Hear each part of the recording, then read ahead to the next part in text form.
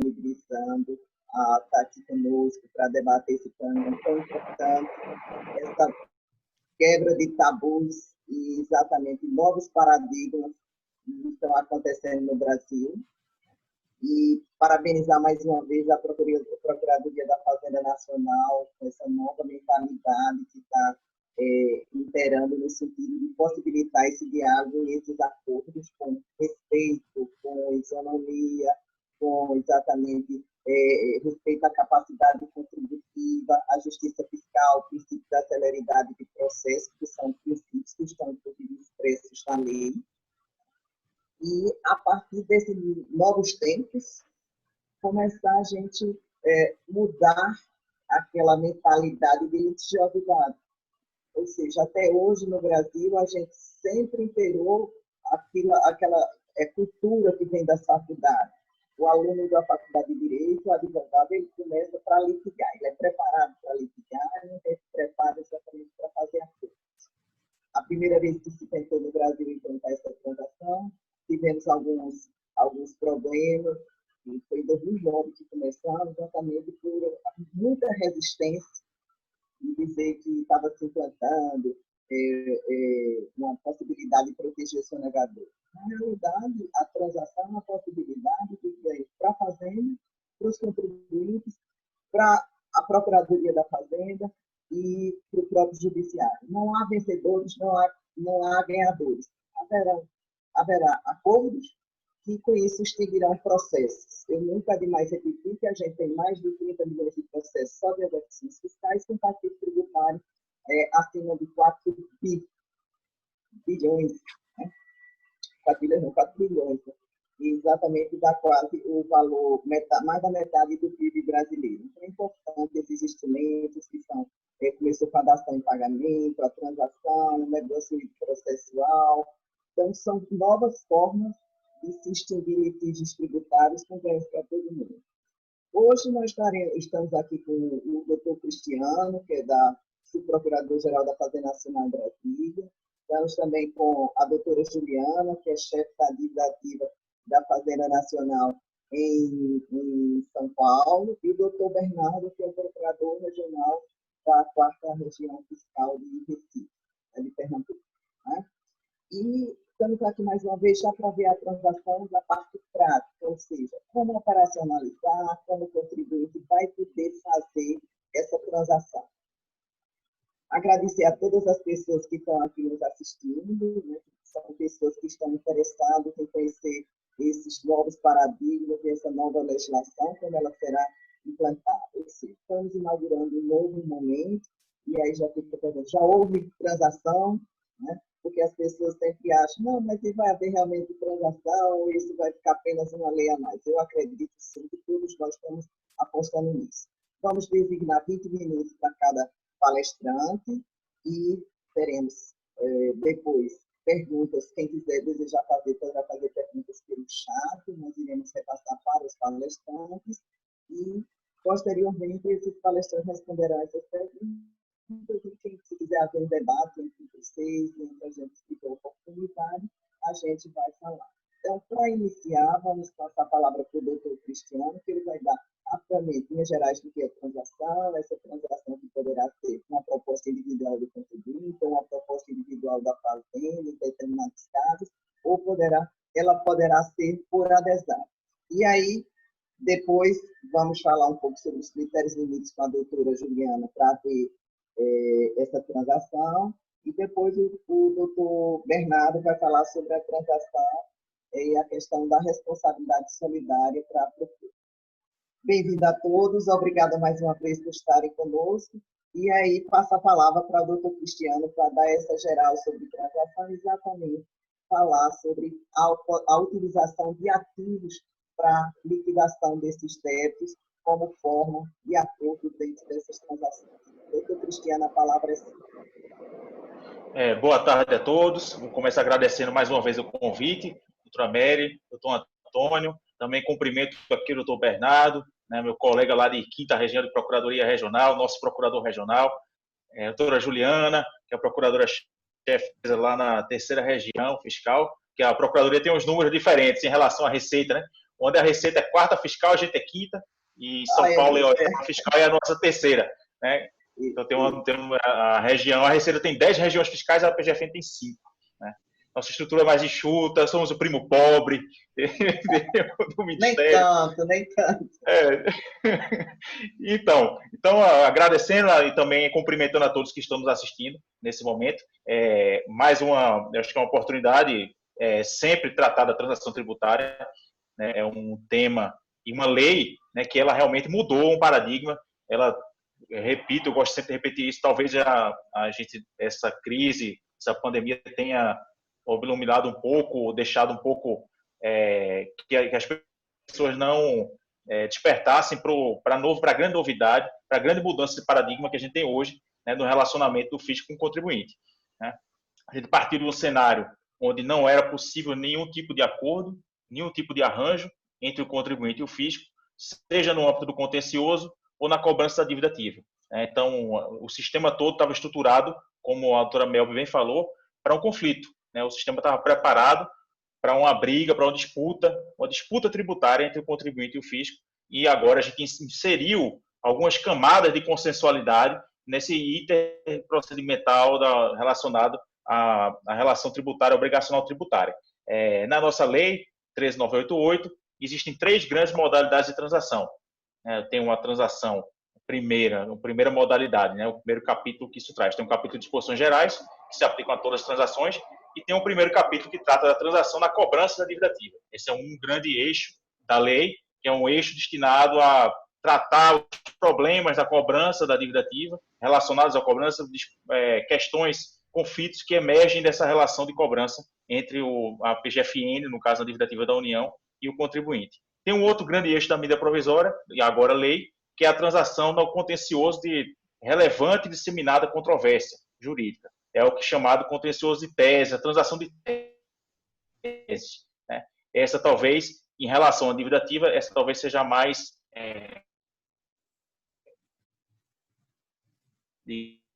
digamos assim, disruptiva das modalidades de transação.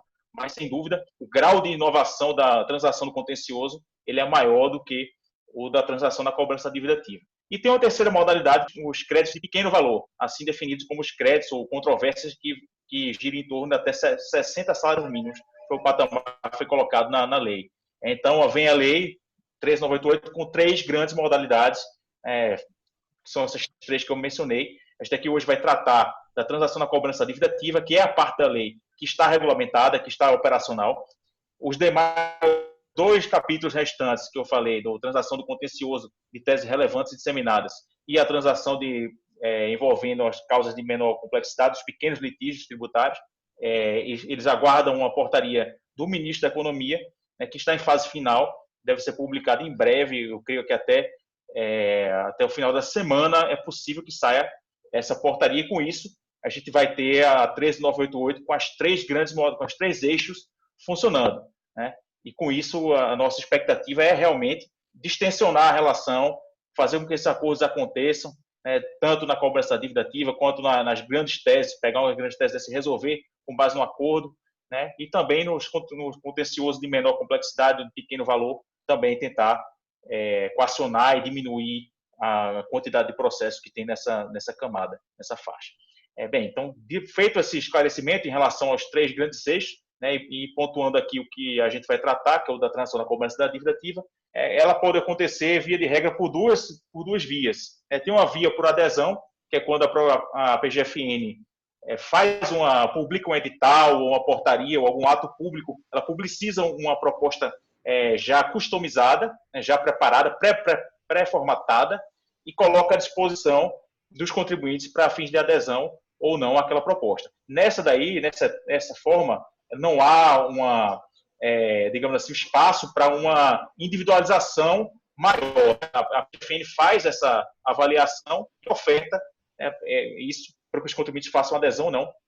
A gente tem hoje vigente um edital, que foi um edital lançado lá em 2019, que foi prorrogado e o prazo vem até agora, o final desse mês. Esse edital contemplou algumas situações, né, de contribuintes que eram empresas já baixadas, já inexistentes, contribuintes com registro de óbito. Né? Foram algumas situações objetivas em que a PGFN já identificou, de sua base, quem se enquadrava naquela situação e publicou um edital. Inclusive, no anexo do edital tem a relação nominal dos contribuintes e dívidas que se encaixam, né? E a PGFN fez um trabalho também de campanha buscando esses contribuintes, né? Encaminhando mensagens por SMS, mandando e-mails para tentar fazer que chegasse ao conhecimento desses contribuintes que existia uma proposta disponível em aberto para que essa dívida fosse equacionada de uma maneira mais condizente com aquela situação econômica daquele sujeito passivo. Tá? Então, isso é o edital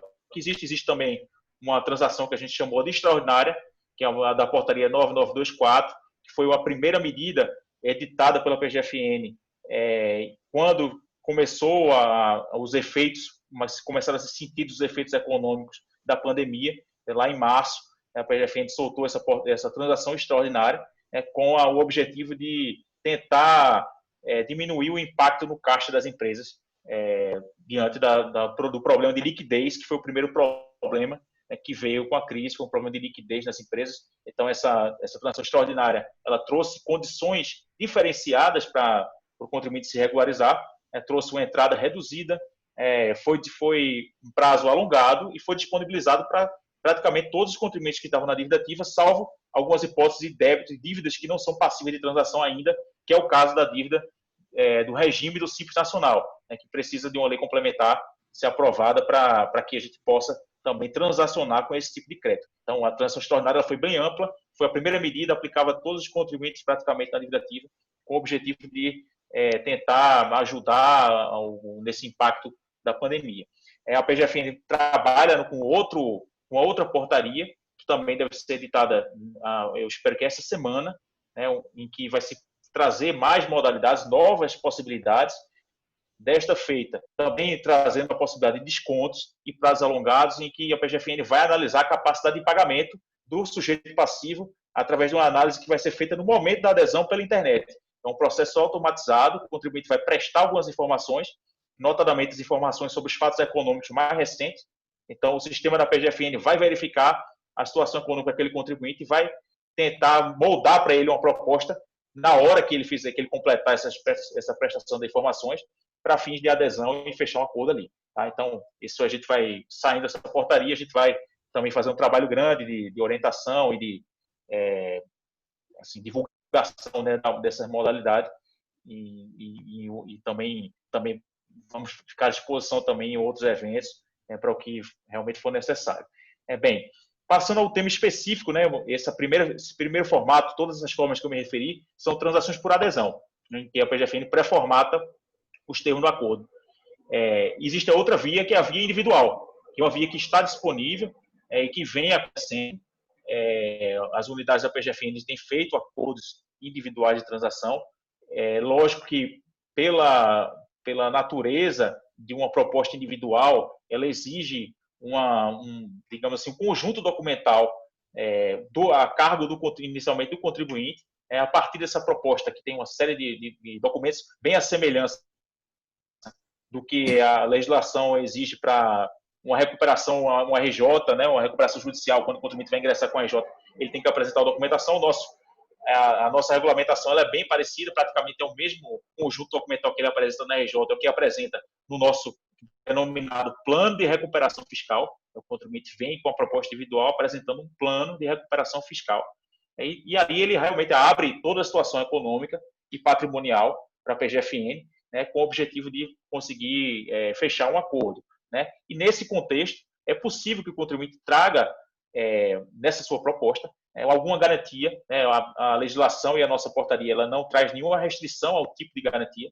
Então, em tese, a própria lei foi bem enfática nesse ponto, que quaisquer garantias podem ser apresentadas. Lógico que isso vai ser analisado e vai compor um acordo, é um negócio jurídico bilateral, né, a transação. Isso vai ser analisado pela PGFN e também é possível apresentar créditos do que o contribuinte tenha, créditos líquidos certos, né, objeto de uma ação judicial, né, com a liquidez já apurada, e também os créditos que já estão em fase precatória. E aí tem um detalhe: quando a medida provisória 899 foi editada, ela não trazia essa possibilidade de utilizar precatórios. né? Na nossa regulamentação, na primeira regulamentação da transação, da cobrança legislativa, que foi a portaria PGFN 11956, a gente trouxe essa possibilidade de utilizar o precatório, né? E lá com os requisitos que o precatório, as formalidades que são exigíveis para isso, você for para essa garantia, esse crédito, na verdade, ser ofertado. E a lei veio e trouxe também essa previsão, que já estava na portaria, passou a constar da lei, a possibilidade de oferecimento desse precatório, e também teve um plus, que são os créditos que ainda não tiveram ainda o precatório expedido, processos judiciais que não chegaram ainda a ter um precatório expedido, mas que pela lei já é possível fazer esse oferecimento, desde que esse crédito tenha sua liquidez e certeza apurada. Esse aqui é o requisito que está lá na lei, e na nossa regulamentação a PGFN intensificou um pouco mais os requisitos para esse crédito e para esse precatório serem ofertados, né, nessa proposta individual, né? Em via de regra isso vai acontecer na proposta individual, mas também não é vedado e é possível que alguma modalidade por adesão também traga essa possibilidade. Não há uma vedação quanto a isso, mas pelo que a gente tem dos editais e portarias que tivemos hoje, eles não trouxeram essa previsão, mas nada impede que se faça uma previsão nesse sentido e se faça uma proposta nesse sentido de se utilizar esse crédito, né? Mas eu estou mencionando ele agora já vindo numa proposta individual. Uma coisa que é importante, antes até do contribuinte fazer a proposta, eu acho que é sempre interessante que se faça um agendamento, nesse caso de proposta individual, que se faça um agendamento para fazer uma conversa, uma tratativa prévia com as unidades da PGFN. É sempre importante até para que a proposta já venha, de certa forma, com alguns termos já alinhados, né, entre a PGFN e o contribuinte, né, porque as possibilidades são muito amplas, né? Então, muitas vezes o contribuinte não tem ciência de alguma possibilidade, né, ou às vezes ele entende que outro um caminho, e essa conversa prévia, né, mediante esse atendimento nas unidades da PGFN, ela é sempre importante para tentar já fazer um prévio alinhamento do que vai ser essa futura proposta, né? E aí, nessa ocasião também é importante, pode se tratar sobre as garantias, né, sobre que tipo de garantia pode ser ofertada, e sobre os créditos, em que situação processual está esse crédito, né, isso tudo é importante, já vir evidenciado, né, para que a proposta já venha de uma certa forma mais alinhada ao que dispõe na nossa regulamentação. Tá? Uma coisa que também a gente exigiu lá na nossa portaria é que o precatório fosse objeto de uma sessão, né? E a gente também tomou cuidado, por conta de algumas restrições de ordem orçamentária, para não fazer uma espécie de compensação, né, para que também não se venha a dizer que alguma ordem do precatório ordem de pagamento foi violada por via indireta. Então, nossa regulamentação ela também trouxe algumas regras que vêm com essa preocupação, dizer que o encontro de contas vai ser feito entre o financeiro do precatório e a dívida, né? Então, não é uma compensação. Quando aquele crédito for monetizado, né, ele vai ser feito esse encontro de contas quando da disponibilização financeira. Então, o encontro de contas é com o financeiro e não com o orçamentário do precatório. Isso está lá na nossa regulamentação. Um outro ponto que é sempre importante a gente esclarecer é que é possível, sim, trazer um precatório que foi oriundo de uma cessão de créditos. Um precatório, por exemplo, de um terceiro. É possível o contribuinte que tem dívida com a PGFN trazer um precatório terceiro e ofertar esse precatório ou esse crédito. Então, isso também é uma possibilidade que está prevista na nossa regulamentação. Tem um ponto em que a gente está reavaliando também, tem chegado muitas dúvidas sobre esse ponto e algumas sugestões de aprimoramento do texto. Assim que a PGFN fez a primeira versão da regulamentação da transação, foi aberto por uma outra portaria uma consulta pública sobre a portaria 11956. Essa consulta pública veio na portaria 11959 da PGFN, e nessa consulta pública a PGFN recebeu uma série de sugestões de aprimoramento deste capítulo da regulamentação. Então, essa consulta e essas sugestões estão em fase final também aqui de análise, e deve vir alguma alteração desse capítulo, né, para também eliminar alguns requisitos que a gente colocou lá e que nessas sugestões apareceram algumas situações que a gente não tinha previsto inicialmente e que terminavam, em um caso ou outro, inviabilizar o uso de determinado precatório, que já tinham parcela dele inserido, né, porque um dos requisitos da nossa regulamentação é que a cessão fosse na totalidade do crédito. Então, o precatório que já tinha uma cessão anterior, ele estaria eliminado, né, por essa restrição da nossa portaria, né? Então, essa sugestão, a gente entendeu ela pertinente e a gente está estruturando aqui para ver como trazer um aprimoramento desse ponto da portaria, né? Isso se aplica também aos créditos que ainda não são objeto precatório, mas são liquidicentes. Então, é isso que a gente tem em suma. Não sei como é que está aqui meu tempo, mas eu também vou deixar mais à vontade aqui para a gente seguir e nos debates trazer mais explicação sobre um ponto ou outro do que está gerando alguma incompreensão na prática. Tá? Então, obrigado.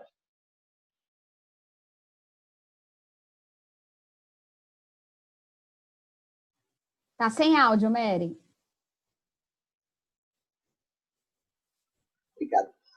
Obrigada, doutor Cristiano. Né? Sempre esclarecedor ver colocar assim, como é que está sendo procedido isso aí. Ficamos contentes de saber que já estão sendo feitos na prática. Né? Isso para desmistificar que isso não é uma lei que já pegou. Então, isso é importante. Né? E já vou deixar aqui uma pergunta seguinte. No caso, serão aceitos bens para pagamento desses débitos? E se o bem for num valor maior do que o débito que a pessoa tem? Como é que fica? Né? Agora, doutora Juliana, que vai falar exatamente para a gente sobre essa questão de quais os critérios para se admitir a transação e como serão os limites da dedução, que poderá chegar até 50% do débito, 70% no caso de pessoa física, qual é o critério para haver exatamente essa limitação e o critério para ser aceito essa transação? A palavra é sua, doutora Juliana. Obrigada por participar. Olá, boa tarde a todos. Primeiro agradeço, Mary Elba, o convite.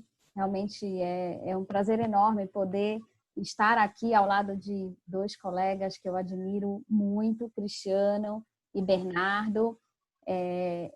Apesar, né, do Cristiano e do Bernardo estarem ligados à dívida ativa, o Cristiano como procurador regional, o Bernardo como procurador regional, o Cristiano como coordenador, como subprocurador.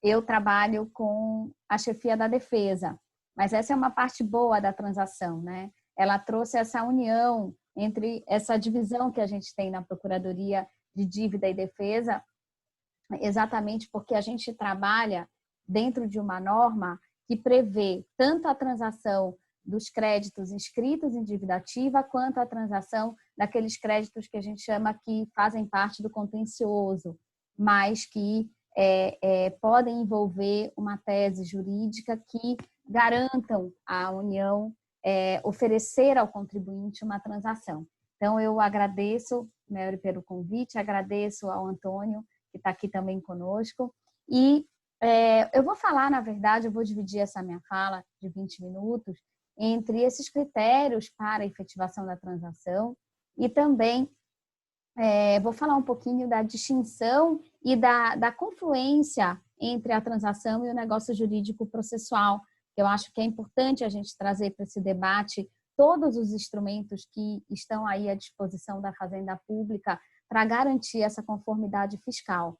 E, para mim, a transação ela foi o ápice assim, dessa série de medidas que a Procuradoria tem tomado nos últimos anos, e isso tem muito a ver com o Cristiano à frente aí da dívida, né, no nosso órgão central, que é exatamente trazer essa possibilidade de resolução de conflitos para a área administrativa e a possibilidade de trazer o contribuinte para o campo da conformidade fiscal.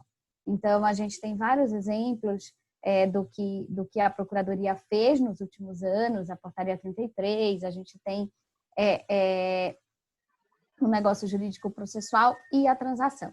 Então, antes de entrar efetivamente nos requisitos e quais são esses limites que o contribuinte tem ao aderir à transação, eu acho importante colocar a distinção entre o NJP e a transação. E eu falo isso porque a transação, sem dúvida nenhuma, é uma solução, é um meio para a solução alternativa de litígios, né? Então, quando você fala em transação, você efetivamente está falando na procuradoria e no contribuinte, e o contribuinte sentando por meio de concessões mútuas, encerrando um litígio, de forma que a participação do judiciário ali, ela é praticamente apenas homologatória daquele acordo que foi negociado entre a fazenda e o contribuinte, né? E esse é um caminho muito importante que foi tomado pela administração tributária e que demonstra essa tentativa de diminuição da litigiosidade pela efetiva participação dos sujeitos dessa relação jurídica tributária. Por outro lado, nós temos sim pontos de encontro entre a transação e o negócio jurídico processual, embora o NJP não tenha essa característica de ser um meio alternativo de solução de controvérsia. Ao contrário, o negócio jurídico processual, ele tem por objetivo extinguir, ele não tem por objetivo extinguir o processo, ele abrevia o procedimento a que aquele processo se submete. Isso é diferente da transação. A transação tem por objetivo extinguir o direito material. Só que vocês podem perguntar, apesar desta distinção, como é que ficou o negócio jurídico processual dentro desse contexto em que agora nós temos a transação? O negócio jurídico processual, ele aparece como um outro meio à disposição entre o contribuinte e a fazenda para essa negociação. E que muitas vezes aquele contribuinte pode chegar até a procuradoria imaginando que ele pode fechar uma transação e, na verdade, o caso dele vai se adequar muito mais a um negócio jurídico processual, de forma que ele vai conseguir a conformidade fiscal que ele está procurando. Então, é bom colocar que a Procuradoria está agindo nessas várias facetas aí de tentativa de diálogo e de aproximação com o contribuinte. Então, quando nós falamos em negócio jurídico processual, nós estamos falando na possibilidade das partes abreviarem um procedimento relacionado a um processo. Então, obrigatoriamente, eu preciso ter processo, tá? E, obrigatoriamente, aquelas partes, elas precisam de um acordo a ser levado para o juiz, porque o juiz, até então, ele segue o procedimento que está na lei. E quando eu tenho um negócio jurídico processual, aquele procedimento ele vai ser modificado. Então, o juiz, que é quem comanda o processo de execução fiscal ou, eventualmente, o processo exacional, ele vai ter que, efetivamente, ser comunicado daquela mudança de percurso. Então, é o que acontece, por exemplo, se dentro de um processo de execução fiscal, o caminho normal é se fazer um bacenjude, por exemplo, no momento em que se procura bens daquele indivíduo. Só que ele antes vai até a procuradoria e fala, olha, eu quero discutir esse débito, eu não quero abrir mão dessa discussão, mas eu quero discutir aqui com a procuradoria um oferecimento de um mix de garantias que me serve mais do que efetivamente eu apresentar só valores que estão disponíveis em dinheiro. Isso é possível hoje em dia? Numa forma, analisando friamente o processo de execução fiscal, talvez essa possibilidade ela fosse inexistente, porque nós temos uma ordem a ser seguida na lei de execução fiscal. Mas uma negociação prévia entre o contribuinte e a fazenda pode fazer com que essa ordem aí de garantias seja negociada e se leve ao juiz uma situação diferente. Portanto, esse juiz ele precisa ser comunicado desse acordo que foi estabelecido entre as partes. E veja que há uma distinção bem interessante entre NJP e transação, que eu acho que a gente tem que deixar bem claro. A transação, como ela extingue o crédito tributário, ela exige que aquele contribuinte ele reconheça que aquele débito existe e ele adere a tese ali, ao valor, enfim, a forma como aquele crédito está lhe sendo cobrado. Então, ele obrigatoriamente precisa reconhecer a existência do débito. No negócio jurídico processual, não necessariamente ele precisa fazer isso, exceto nas hipóteses de negócio jurídico processual em que há plano de amortização de pagamento, em que aí é obrigatório que ele reconheça a existência do débito. Mas nós temos outras hipóteses de negócios jurídicos processuais onde não há o plano de amortização de pagamento, há, por exemplo, negociação sobre alienação de bens, há negociação sobre mix de garantias, e que eu não preciso, como contribuinte, reconhecer a existência daquele débito. E aí vocês podem me perguntar, e será que é isso que o contribuinte quer? Em muitas situações, sim. Por quê? Porque ele pode, por exemplo, querer continuar discutindo, mas ele quer algum caminho de discussão ali que lhe seja mais favorável, né? E, por outro lado, quando ele faz o plano de amortização de pagamento dentro do negócio jurídico processual, ele tem a possibilidade de pagar esse débito em até 120 meses, ou até num prazo maior, se autorizado pelas coordenações em Brasília. No caso da transação, o prazo de pagamento diferido, ele é restrito, em regra geral, a 84 meses. Então, essa é uma outra distinção que, muitas vezes, para o contribuinte, ele precisa ver qual é o melhor instituto que o atende, né? Agora, sem dúvida nenhuma, a característica principal que diferencia o NJP da transação. A transação, apesar dela não ser só isso, ela sempre é vista como aquele instituto que oferece o desconto, né? Não necessariamente eu terei transação só oferecendo desconto. Eu posso ter desconto, como eu posso ter apenas diferimento, como eu posso ter desconto associado a diferimento, mas como também eu posso ter oferecimento de garantia. Isso tudo pode estar englobado dentro da transação. Um negócio jurídico processual, por outro lado, ele não pode oferecer desconto sobre o valor de juros, de multa, nem do principal. Então, essa é a grande distinção aí que a gente identifica entre um instituto e outro. Então, em muitos momentos eles se tocam, mas em muitos momentos eles têm diferenças, mas ambos são opções à disposição do contribuinte para garantir a sua conformidade fiscal.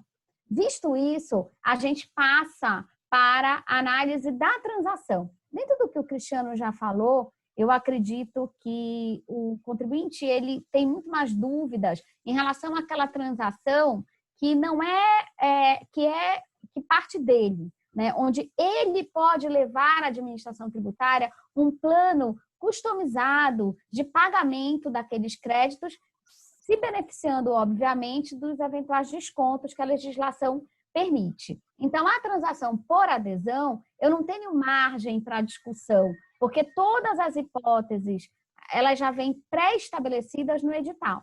Então, a lei, ela foi muito clara, e a portaria 9717 também, que prevê a transação nos créditos inscritos em dívida ativa, foi muito clara em estabelecer o que seria objeto da transação. E ela fala lá, são os créditos irrecuperáveis ou de difícil recuperação. Isso faz todo sentido, porque quando nós estamos falando de transação, nós estamos falando do quê? De concessões mútuas. Então, a administração tributária, ela enxerga que, se ela não conceder desconto, ela não tem a opção de vir a receber aquele crédito na sua integralidade. Então, para ela é bom e, ao mesmo tempo, para o contribuinte vai ser muito bom, porque ele vai poder pagar aquele crédito de forma diferida ou ele vai poder pagar aquele crédito com desconto. Agora, quais são esses limites? Quais são esses descontos? Primeiro, o contribuinte olha o edital e vê se enquadra em alguma das situações que o edital contemplou. No caso, como o Cristiano colocou, temos aberto aí 2 editais, um deles bem mais específico, porque trata de 4 hipóteses e limita o valor dos débitos a serem transacionados a 15 milhões de reais. E traz ali as hipóteses, débitos que a própria Procuradoria já anteviu que são de difícil recuperação. Créditos de empresas inativas, créditos que já estão suspensos por decisão judicial há mais de 10 anos, débitos, créditos que estão em fase de execução, que não tem nenhum parcelamento, que não tem nenhuma garantia que não tem nenhuma decisão judicial favorável há mais de 15 anos, e no caso de pessoas falecidas. Então, nessas hipóteses, é muito fácil, o contribuinte vai até o Regularize, ele vai colocar o CNPJ dele lá e, ao mesmo tempo, ele vai ver quais são os débitos eleitos sob essas condições. E, obrigatoriamente, ele precisa incluir todos os débitos que são elegíveis para essas modalidades que estão previstas no edital. Isso é uma obrigatoriedade que está no edital. Então, débitos até 15 milhões e que atendam a essas 4 condições que eu acabei de colocar para vocês. Bom, fora isso, nós temos a transação.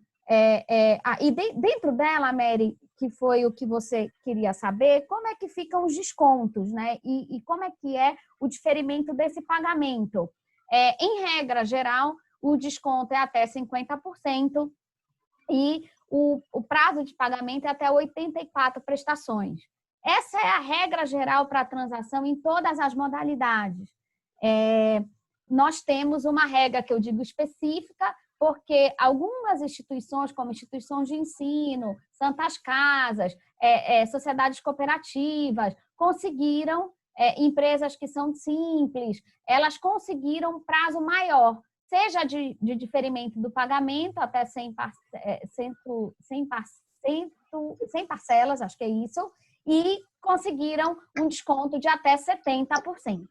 Bom, mas quando isso está em todas essas condições oferecidas dentro do edital, fica bem tranquilo para o contribuinte saber quando que ele foi, quando que ele pode se beneficiar dessa transação ou não, porque basta ele entrar no Regularize e ter essa resposta com o indicativo dos débitos que ali se enquadram.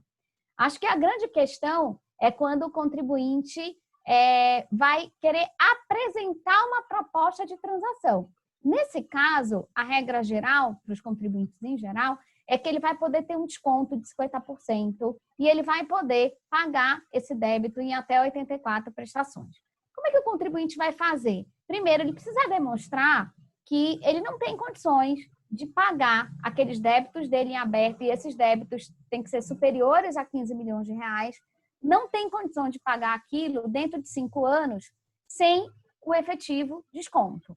Então, esse contribuinte, ele se dirige até a Fazenda Pública, como disse o Cristiano, ele procura um agendamento, né, nos nossos canais, nas páginas da internet, tem todos os canais onde o contribuinte pode mandar um e-mail nessa época de pandemia, com a sua proposta. E nessa proposta, apesar do artigo 36 da Portaria 9717 trazer uma série de documentos que aquele contribuinte tem que apresentar, na verdade, nesse contato inicial, o contribuinte tem que trazer um plano de pagamento e tem que demonstrar que ele é um contribuinte que se enquadra como um contribuinte que é irrecuperável ou está numa difícil recuperação. Tem as situações que a própria lei já previu, como falência, recuperação judicial, que já são situações onde eu tenho uma presunção dessa irrecuperabilidade, mas tem muitas situações em que aquele contribuinte, ele próprio pode demonstrar essa sua situação. E aí vem a grande pergunta, né? E qual é o desconto que eu vou ter? Como é que eu sei que a Fazenda Pública vai me dar 50% de desconto, já que esse limite é o limite máximo? Como é que eu sei que eu vou ganhar 84 prestações para pagar? Como é que isso acontece? Eu posso ter uma moratória, por exemplo, deixo de pagar durante 3 meses para começar a pagar daqui a 3 meses? Como que isso é feito? Isso faz parte da negociação, né? Da negociação que será feita entre o contribuinte e a Fazenda. Em São Paulo, nós já tivemos a oportunidade de fechar 2 transações individuais. Essas transações envolveram valores significativos e o contribuinte sentou à mesa com o procurador e demonstrou a situação econômica dele. E é muito importante que ele tenha essa confiança de que o que a administração tributária quer trazê-lo para o campo da conformidade. Então, esse contribuinte, não é à toa que o nome da MP que derivou a essa lei é a MP do contribuinte legal. Então, a ideia é trazer o contribuinte para o campo da legalidade. Então, o procurador, ele age dentro de uma discricionariedade, mas uma discricionariedade com limites legais bem definidos, porque o desconto é até 50%. Então, assim, nós já temos condições, pelas informações que o próprio contribuinte presta para a Receita Federal, a gente consegue já ter um patamar ali de identificação, qual é o desconto máximo e o desconto mínimo que aquele contribuinte pode ter. E como é que eu vou saber que o procurador, qual é o valor desse desconto que ele vai chegar? E aí depende da forma como esse contribuinte se apresenta diante da administração tributária. Esse contribuinte, qual é o grau dele de recebíveis? Como é que está o endividamento desse contribuinte? Como é que eu posso falar em relação à folha de salários desse contribuinte? Ele consegue pagar uma entrada maior?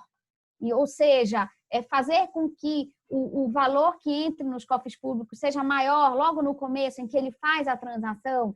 Ou, efetivamente, esse é um contribuinte que consegue pagar a dívida num prazo de pagamento menor, então ele vai ter um desconto maior por conta dessa sua possibilidade. Então, todas essas variáveis são levadas à mesa. Que tipo de garantia aquele contribuinte consegue levar ali para apreciação do procurador? Né? São garantias mais líquidas? São garantias menos líquidas?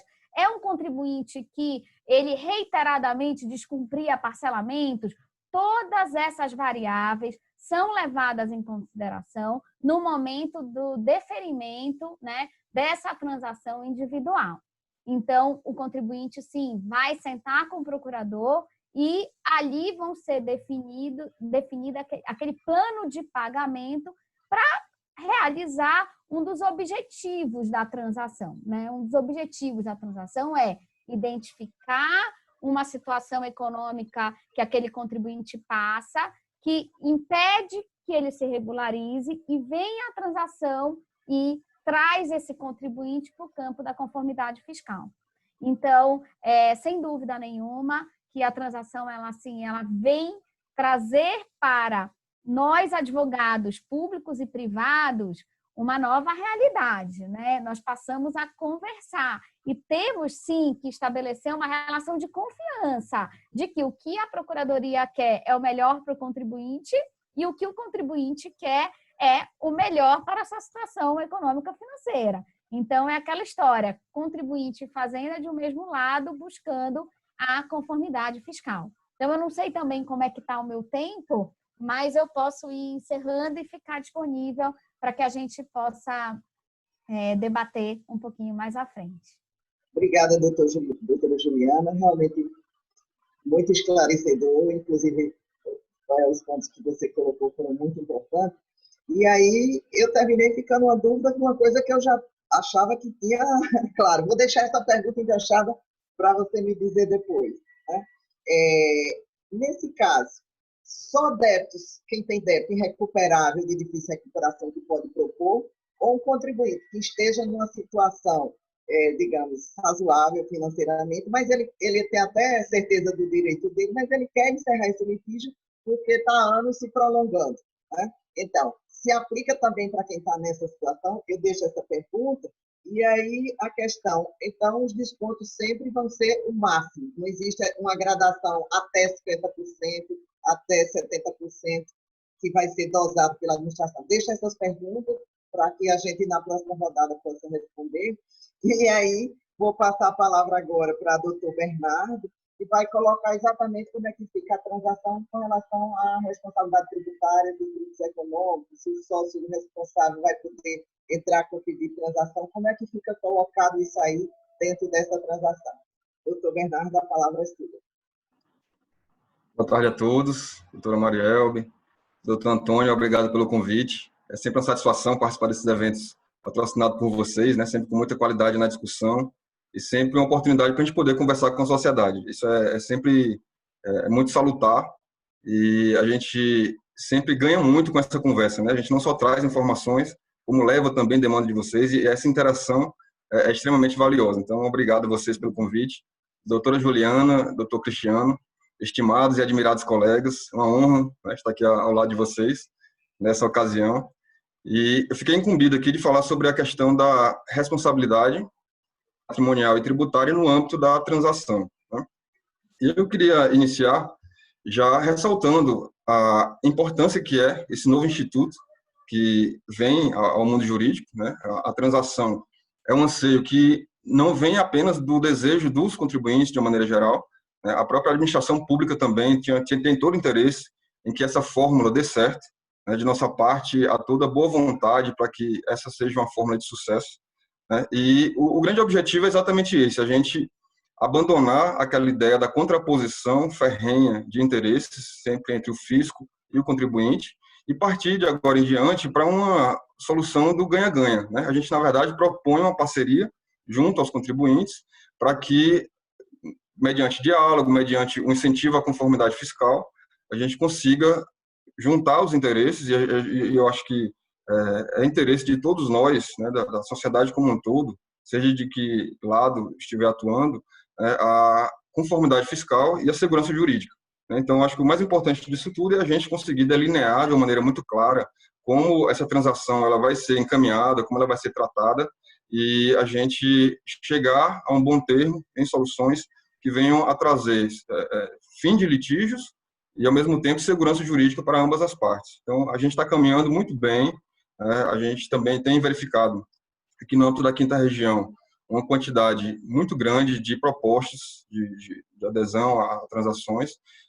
Na modalidade de transação por adesão, a gente já tem aí quase 1 bilhão de propostas, né, de valores envolvidos em transações, e nas transações individuais a gente já tem 3 consolidadas, uma no Ceará, uma em Campina Grande e outra em Petrolina, né, e várias outras em andamento em várias unidades dentro da Quinta Região. Então, isso mostra que a gente está falando não de uma mera retórica, a gente fala efetivamente de uma solução concreta que foi colocada à mão dos operadores do direito, tanto do lado dos contribuintes como do lado do fisco, e que, havendo esse alinhamento de atuação de parte a parte, a gente efetivamente vai chegar a resultados muito satisfatórios para todos. Então, esse é o nosso grande desejo, e a gente já tem, nesse começo, uma grande satisfação em ver que é uma fórmula que tem tudo para dar certo, né? A gente está vivendo um momento diferenciado, com suas dificuldades. Isso, de alguma maneira, até reduz o impacto dessas medidas, né? A gente vai sentir isso aí um pouco mais à frente, em relação à transação especificamente, essa da 9917, mas temos aí realmente muito a avançar, né? E essa mudança que a gente vem passando é uma mudança que decorre não apenas dessa medida em si, né? A gente vem passando por um processo, a gente vem verificando já há alguns anos uma mudança de postura da administração pública, né? A própria PGFN vem adotando várias medidas em sequência, no sentido de abrir um maior espaço para esse diálogo, né? Abrir um espaço maior para essa dialética junto ao contribuinte de maneira direta, né? Várias medidas a gente tem buscado desjudicializar, justamente porque a gente tem verificado uma carência muito grande de resultados no âmbito das execuções fiscais. A gente sabe o nível de ineficiência e os estrangulamentos que passa o Poder Judiciário em relação à condição dessas execuções fiscais. Muitas vezes a insatisfação é não só de nossa parte, mas também do contribuinte. A doutora Maria fez menção aí, aquele bom contribuinte que quer solucionar o conflito de qualquer maneira, ainda que ele não esteja em situação de débito. E às vezes ele está ali numa discussão que ele entende, de fato, legítima, que ele entende ter direito, e às vezes aquela discussão se arrasta por anos e ele fica com aquela pendência, e é algo que traz seus prejuízos. Então, a verdade é que todos nós queremos segurança jurídica, né? Então, a gente buscando um maior alinhamento nessa condução do trabalho, a gente abrindo mais espaço para essa interação, ainda no âmbito administrativo, entre a Procuradoria e o contribuinte, a gente começa a gerar essa aproximação. Muitas soluções têm sido apresentadas e entregues para os contribuintes, e a gente vem passando por uma mudança cultural, né? A verdade é essa, sempre houve uma grande desconfiança de parte a parte, né? O fisco desconfia do que está sendo feito ali, né, por trás pelo contribuinte, e o contribuinte fica ali, opa, o que ele está querendo aqui se aproximando de mim, né? Fica aquela situação, e aí, na verdade, a gente está num processo, é uma transição, né? E essa transição, ela tende, acredito eu, a chegar num estágio consolidado em que essa confiança ela vai se sedimentar, vai se consolidar, e a gente, de fato, vai conseguir alcançar o grande objetivo, que é solucionar de uma maneira célere as pendências que a gente tem, tentar o máximo possível desburocratizar os mecanismos de solução de conflitos e, de fato, gerar essa aproximação entre o poder público e o particular, sempre unidos aí nesse mesmo propósito de solucionar os problemas, obviamente, dentro dos parâmetros legais. Então, feito essa observação, a temática que me veio à mesa diz respeito à questão do tratamento do responsável tributário ou patrimonial na transação. E quando a gente fala do responsável tributário ou patrimonial, naturalmente a gente vai ter que falar de 3 pilares aí para desmistificar essa temática. Primeiro, a questão da sujeição passiva. Segundo, a questão da responsabilidade tributária. E terceiro, a questão da responsabilidade patrimonial. Temos aí 3 pontos que eu acho que são fundamentais para a gente conseguir chegar numa conclusão a mais clara possível, né? E quanto à sujeição passiva, a gente tem, no âmbito da Portaria 9917, que regulamenta a Lei 13.988, no que tange a esses débitos inscritos em dívida ativa, que é o que é objeto da nossa discussão, eu fiz aqui um apanhado, né, de alguns trechos em que se faz menção a esse sujeito passivo, né? E aí a gente vê em vários momentos denominações distintas. E aí eu faço menção aqui, por exemplo, no artigo 2º, inciso 1º, presunção de boa-fé do contribuinte. Lá no inciso 5 do mesmo artigo, capacidade de pagamento dos devedores.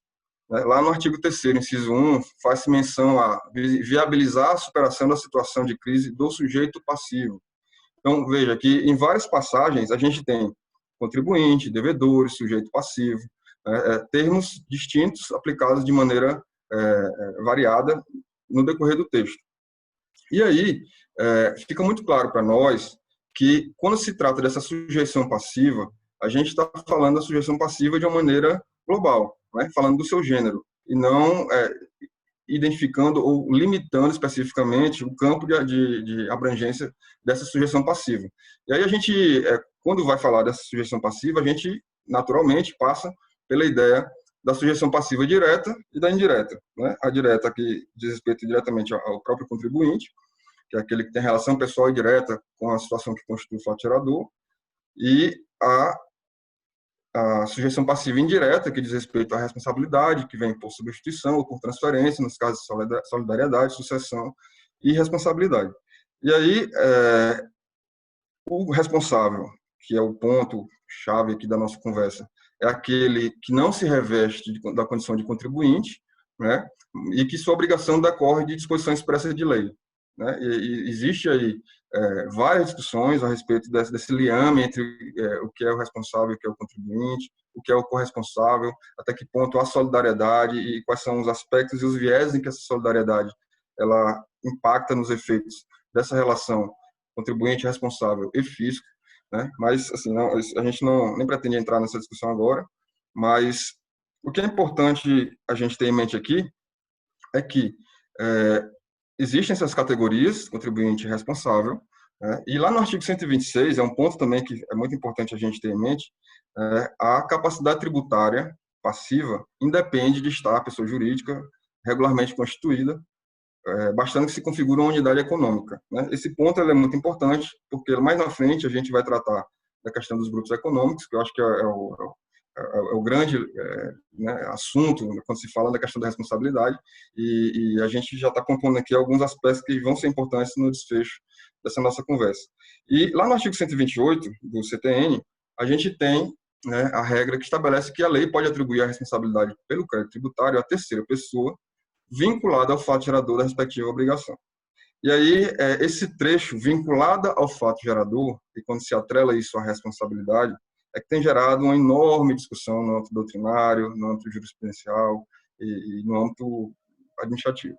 E aí, a grande discussão para que haja essa responsabilidade, é necessária essa vinculação ao fato gerador. Em que termos? Né? Qual é a gradação que se vai utilizar para estabelecer essa vinculação ao fato gerador para gerar essa responsabilidade? E aí, nesse cenário, quando a gente fala da responsabilidade, que é uma responsabilidade direta de um corresponsável que tem uma sua situação diretamente disciplinada pela norma, a gente não tem maiores dificuldades, né? Hoje, o grande problema que a gente enfrenta em termos de indefinições diz respeito realmente aos grupos econômicos de fato, né? E isso decorre justamente porque, nos últimos anos, a própria Procuradoria da Fazenda Nacional tem intensificado seu trabalho, né, de investigação, e o combate à fraude fiscal estruturada ele tem naturalmente levado à conclusão dos trabalhos, né, na descoberta de grupos econômicos clandestinos, digamos assim, que são aqueles que não são formalizados, não são considerados grupos econômicos de direito dentro das regras normativas, especialmente a Lei 6.404, e são grupos que, de alguma maneira, trazem efeitos nocivos para a sociedade, né? Seja porque eles geram a sonegação, pagamento de tributos, evasão fiscal, seja porque acabam implicando a prática de concorrência desleal. Então, esse nicho especializado específico de grupo econômico, que é rotulado como grupo econômico de fato, né, que é um grupo que está fora das regras de direito, ele tem gerado enormes discussões, né? A gente tem aqui no TRF da Quinta Região, entre as próprias turmas, vários entendimentos divergentes. Essas decisões já têm subido para o STJ, a gente também tem encontrado várias decisões divergentes, e a análise dessa temática nem sempre é tão técnica ao ponto de trazer uma segurança para todos nós, né, seja o contribuinte, seja o fisco, na hora de conduzir os trabalhos. Então, é muito importante que a gente esclareça realmente essas divisas entre o que é uma coisa e o que é outra coisa, para a gente poder caminhar e tentar chegar numa definição que nos traga o efetivo cenário em que a gente possa trabalhar com tranquilidade, com segurança. E aí,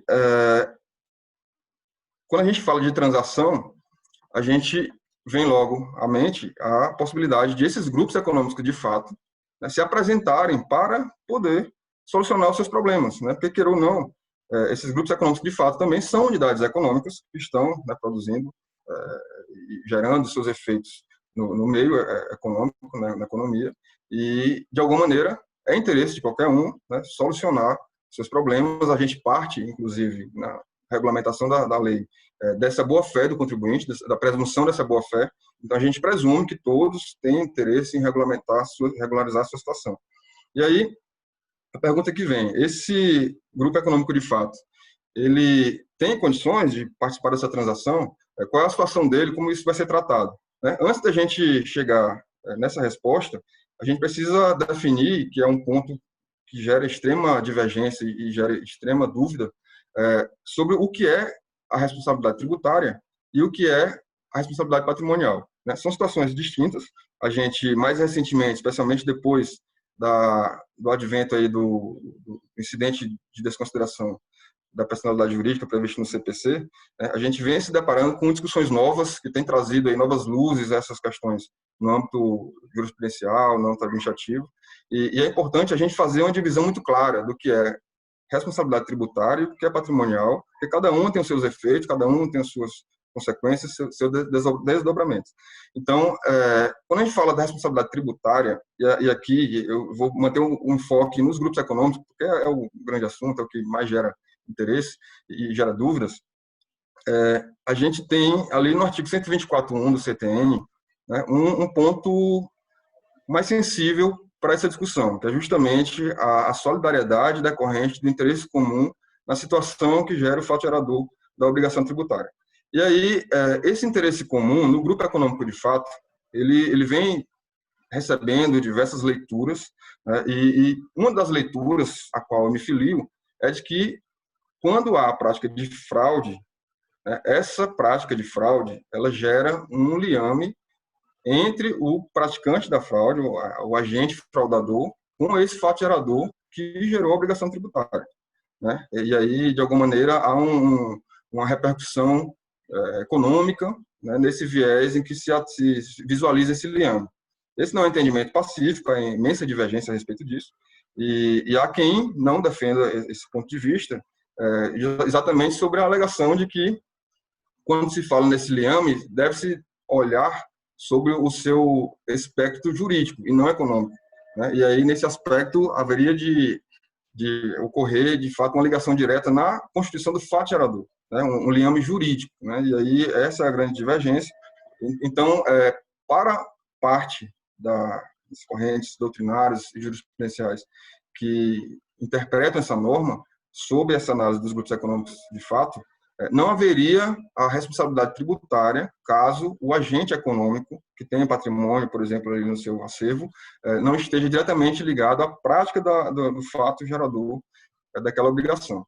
E aí, com isso, gera-se uma lacuna normativa a respeito de como se iria responsabilizar esse agente, mesmo se estando diante de uma fraude, né? Assim, há um débito, um passivo tributário causado por aquele conglomerado econômico, há a identificação de patrimônio dentro daquele conglomerado econômico e da prática de fraude para ocultar aquele agente econômico, mas a norma ela traz uma lacuna, né? Se você não interpreta que há esse liame jurídico do interesse comum do artigo 124.1 do CTN.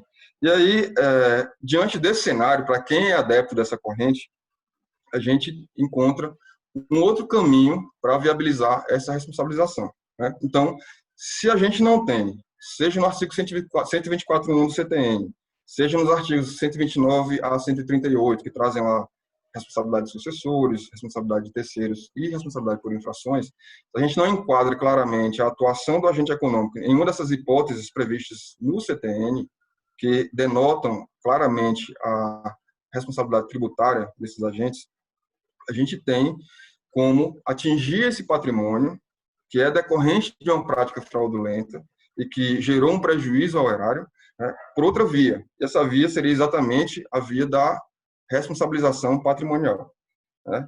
A gente sabe que o próprio Código Civil, que impede o enriquecimento ilícito, o Código de Processo Civil, que traz também a responsabilidade patrimonial do responsável em caso de desconsideração da personalidade jurídica.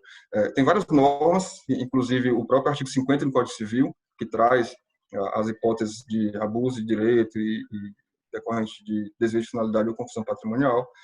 A gente tem no arcabouço normativo regras que estabelecem impedimentos à prática de enriquecimento ilícito e fraude ao erário. Então, o caminho a se seguir seria exatamente o da responsabilidade patrimonial, com base no artigo 50 do Código Civil Nacional. E aí, qual é o principal desdobramento dessa conclusão em termos práticos, né? Hoje, com o advento aí do CPC, a gente tem lá no artigo 133 um novo procedimento para a promoção dessa desconsideração da personalidade jurídica. Então, qualquer medida que se queira adotar em relação a essa desconsideração da personalidade jurídica deve passar por esse procedimento sob pena de nulidade. Já houve, e há ainda acesa, uma discussão sobre a aplicação dessa regra para as ações fiscais.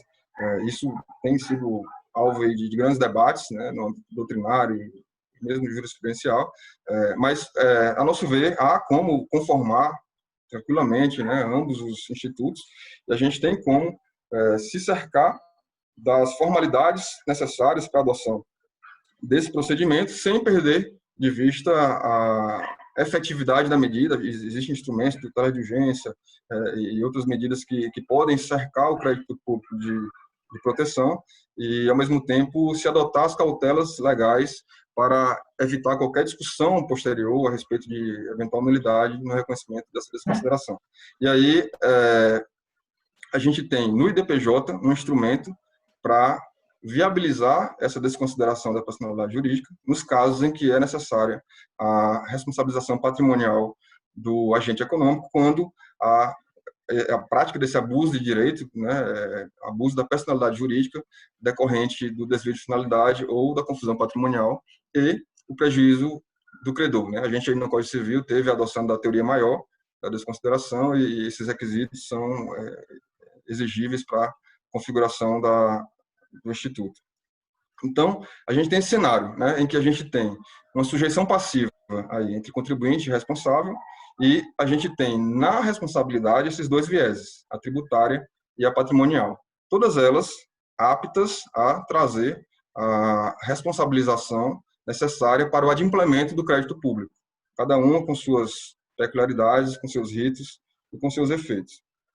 E aí, já passando diretamente para a regulamentação da portaria 9917, e aí eu já trago aqui uma leitura sobre como os grupos econômicos foram tratados pela portaria, né? Assim, feita essa premissa relativa à classificação da responsabilidade e a sujeição passiva, a gente parte diretamente para o tratamento desses grupos econômicos no âmbito da portaria e como essa transação ela pode ser realizada por esses agentes, né?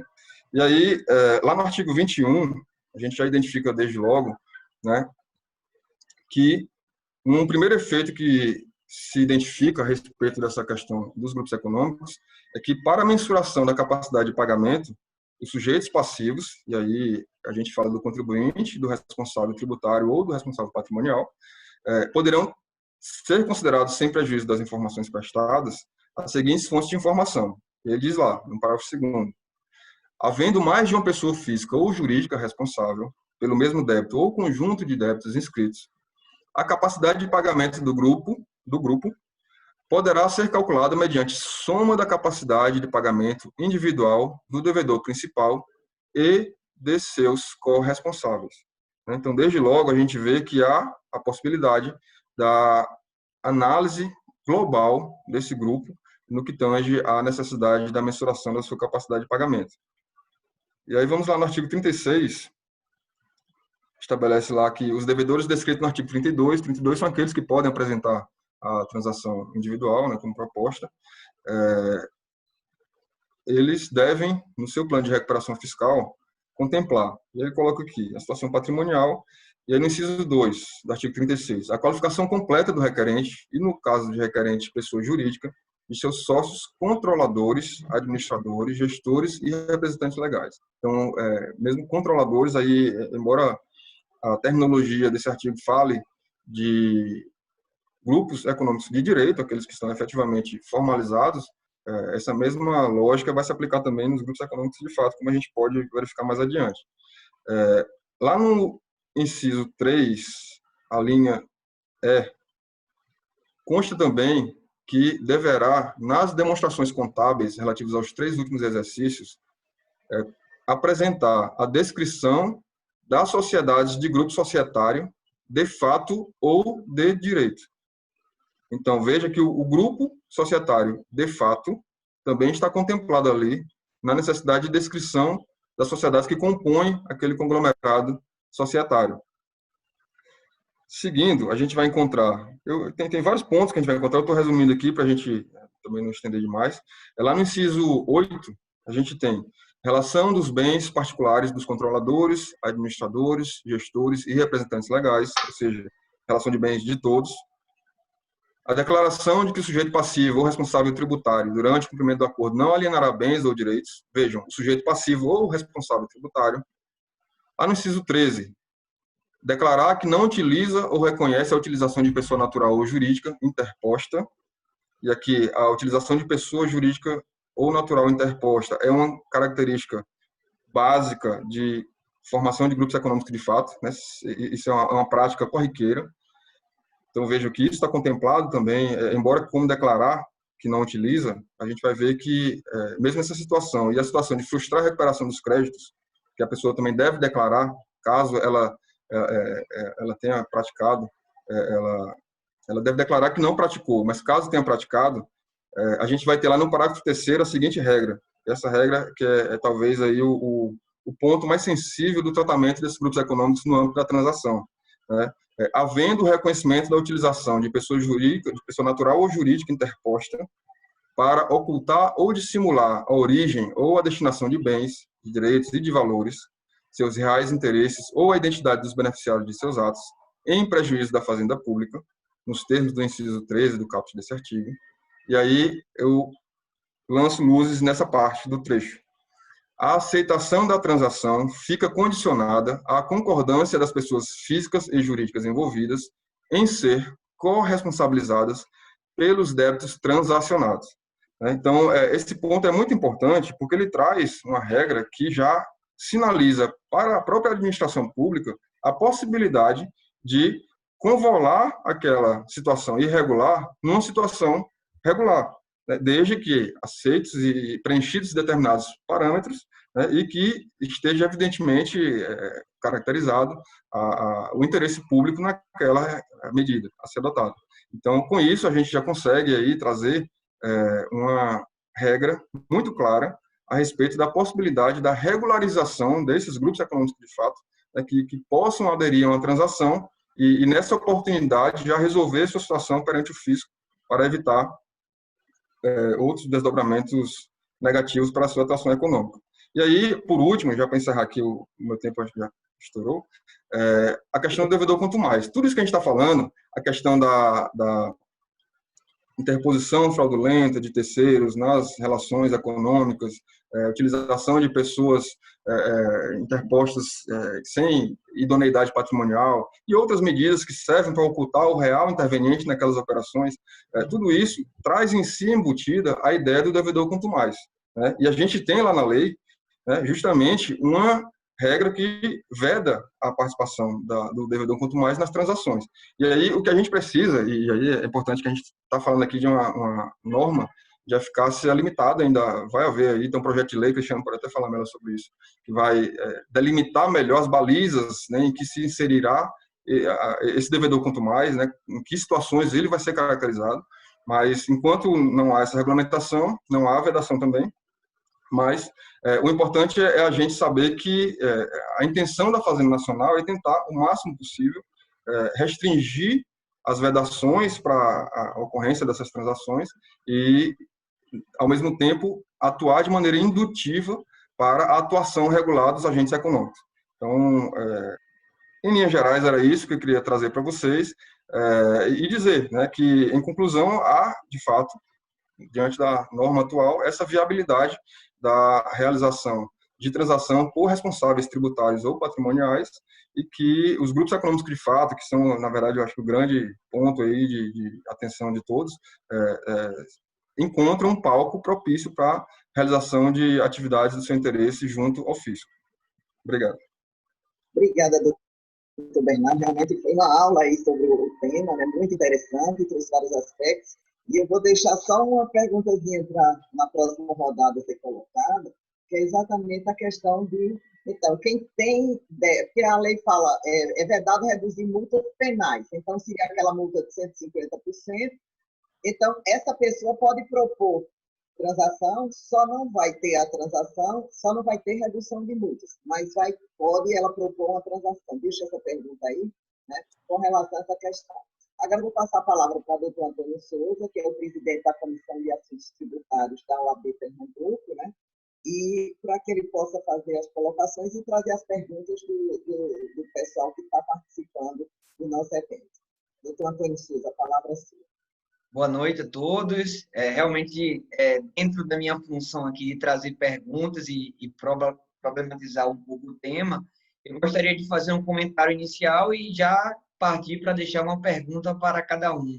Então, o primeiro comentário que eu faço, de ordem geral, é que a gente precisa, realmente, nesse contexto de mudança do paradigma dentro da transação, digamos assim, desligar um pouquinho o filtro daquela cultura de parcelamento. Ou seja, a gente ainda tem uma cultura no Brasil muito de parcelamento. E dentro dessa cultura de parcelamento, é aquela cultura de sempre a Fazenda vai dispor sobre as regras de parcelamento e cabe ao contribuinte aderir ou não aderir. É claro que a acusação por adesão ela tem um pouco dessa parametrização, mas assim, um ponto importante que tem que se destacar é que com a transação, com a lei, na verdade, ela está dando um leque maior de possibilidades e dentro desse leque existe um poder maior de criatividade, ou seja, de construir soluções dentro da lei. Então, isso exige também do intérprete, do contribuinte, aí uma certa criatividade e, dependendo do caso concreto, isso vai ser possível construir modelos aí de resolução. Então, dentro desse espírito, eu queria fazer uma primeira pergunta para o doutor Cristiano, é que tudo bem que a norma fala em direitos creditórios, né, e precatórios judiciais próprios ou de terceiros, desde que haja exceção. Mas dentro desse contexto, eu posso inserir dentro de um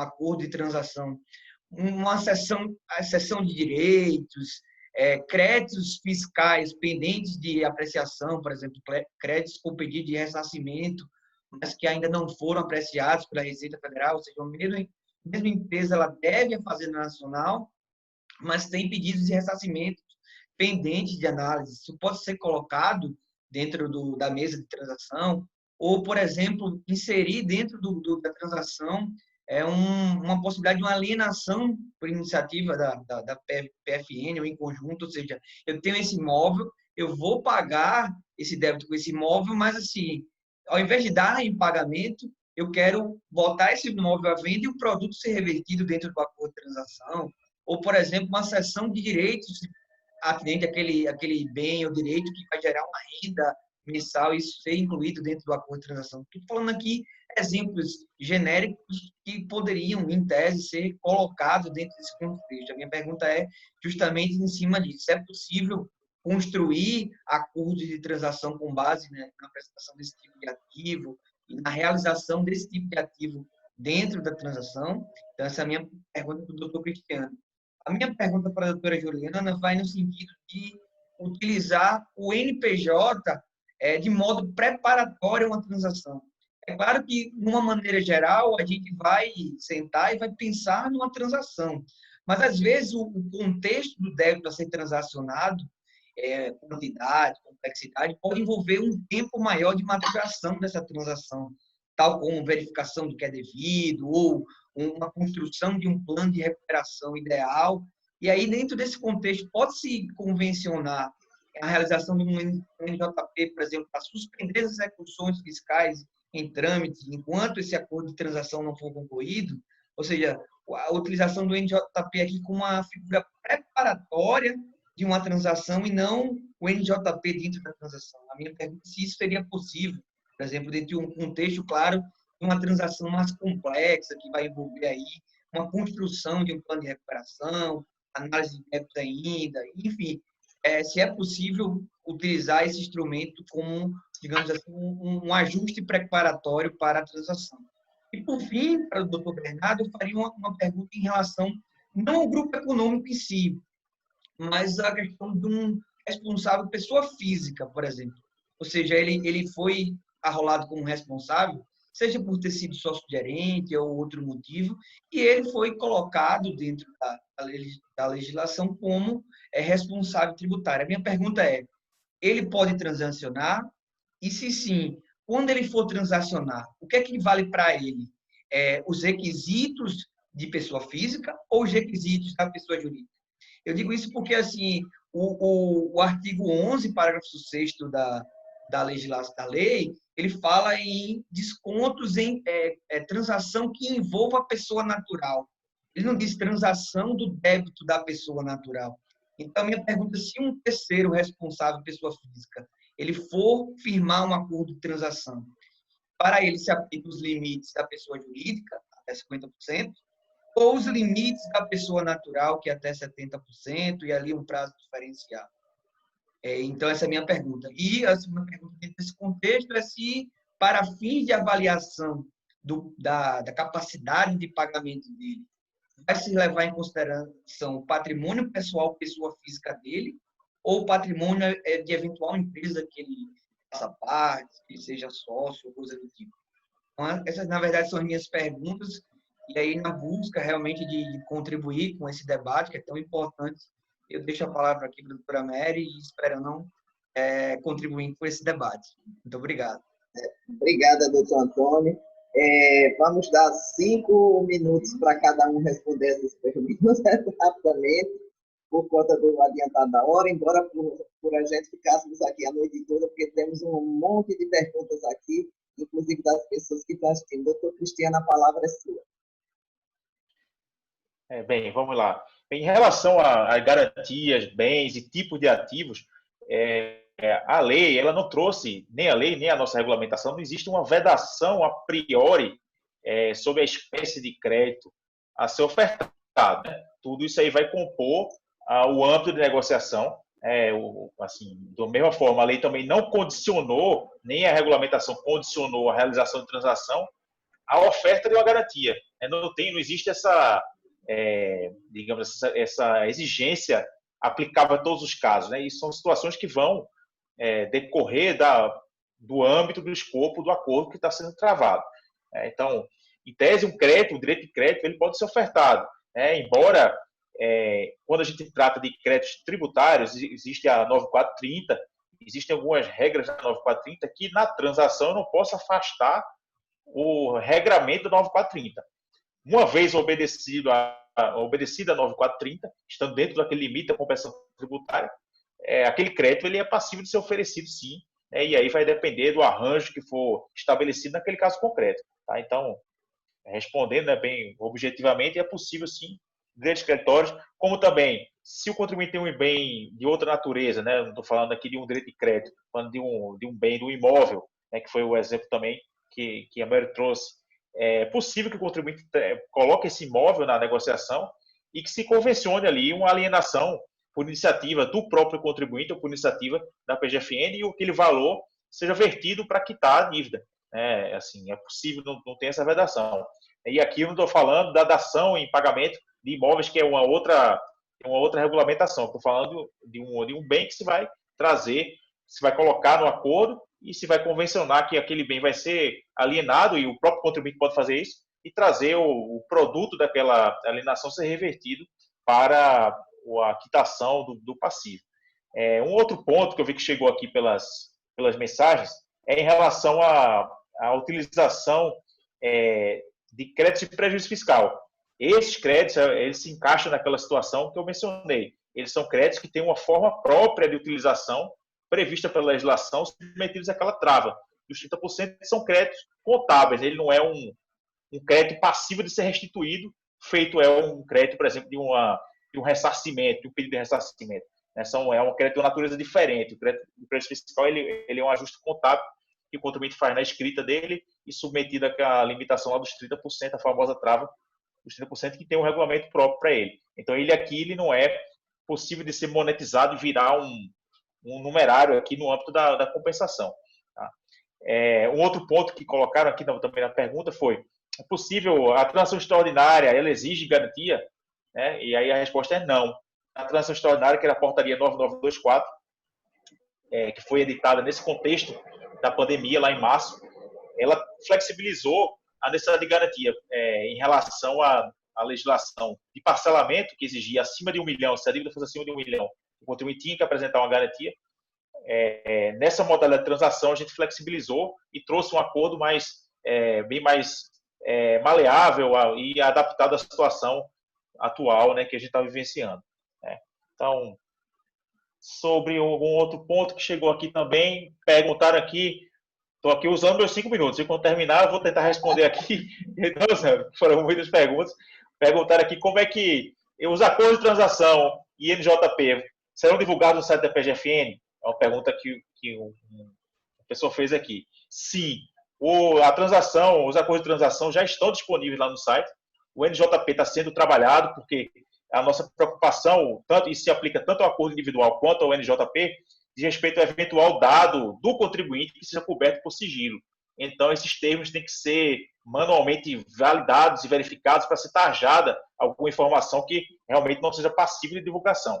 Tá? Mas esses acordos de transação por adesão, todos eles já estão no nosso site, e os individuais também estão sendo inseridos, assim como também o NJP. Tá? E é uma medida de transparência ativa. Por acaso o contribuinte não achar um lá, pode fazer um pedido, que a gente vai lá e tem que colocar. É uma obrigação legal divulgar todo e qualquer acordo de transação no nosso site.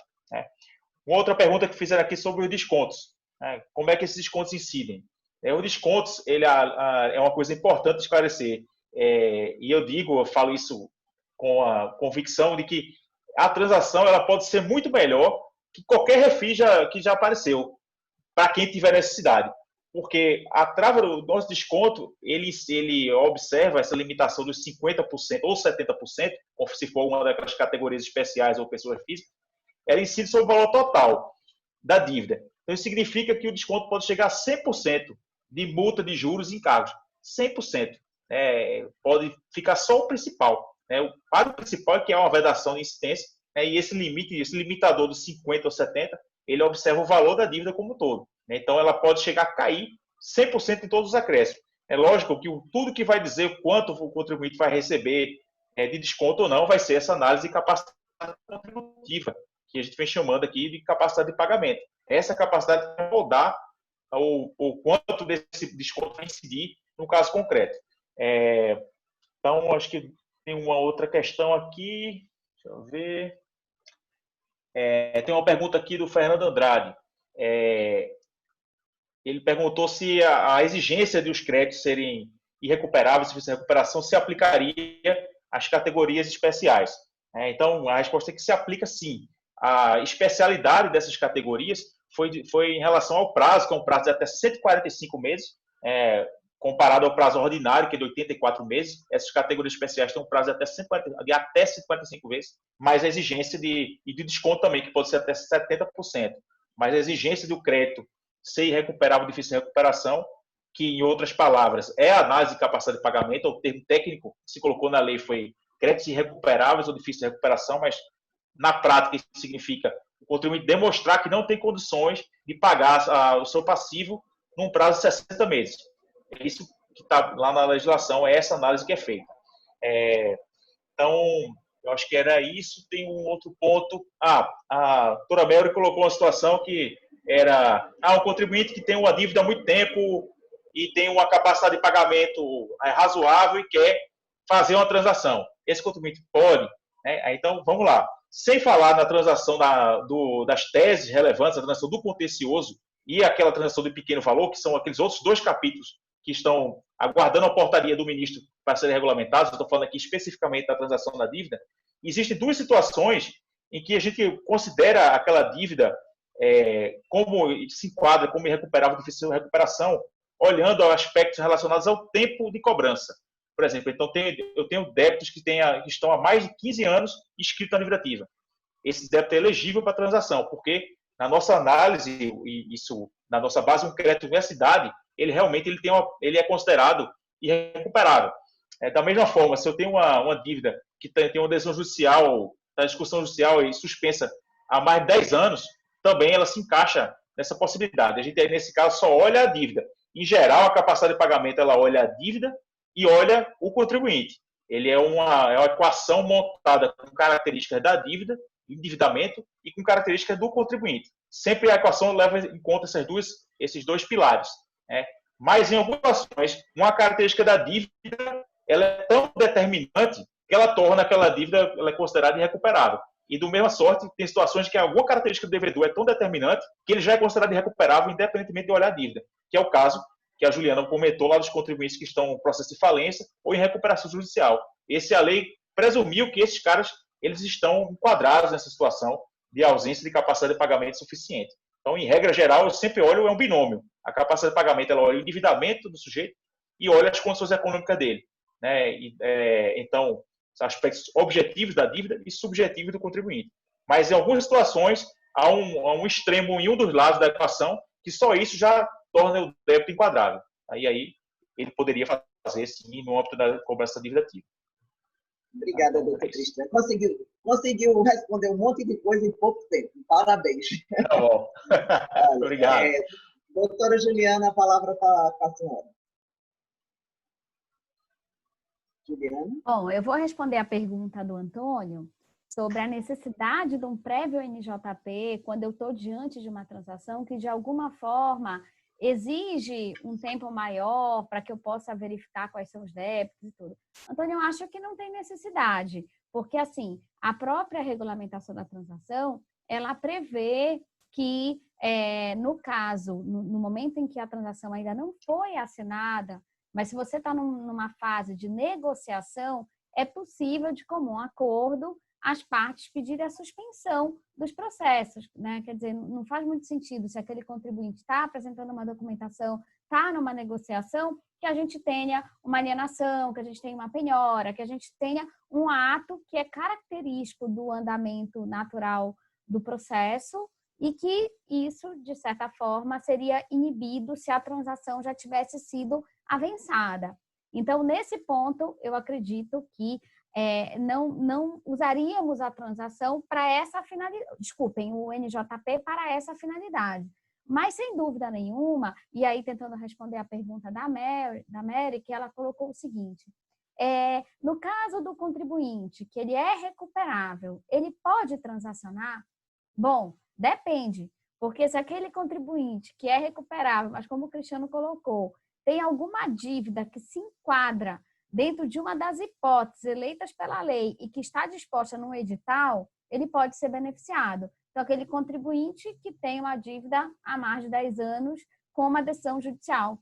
E aquela dívida que seja até 15 milhões vai poder ser objeto de transação por adesão, ainda que esse contribuinte seja altamente recuperável.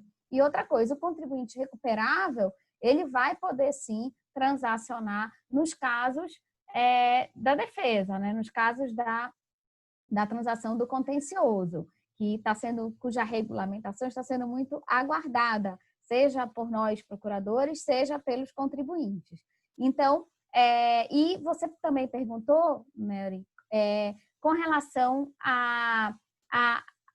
ao desconto, né? Então, se sempre aquele contribuinte ia ganhar o prazo máximo do desconto. Não.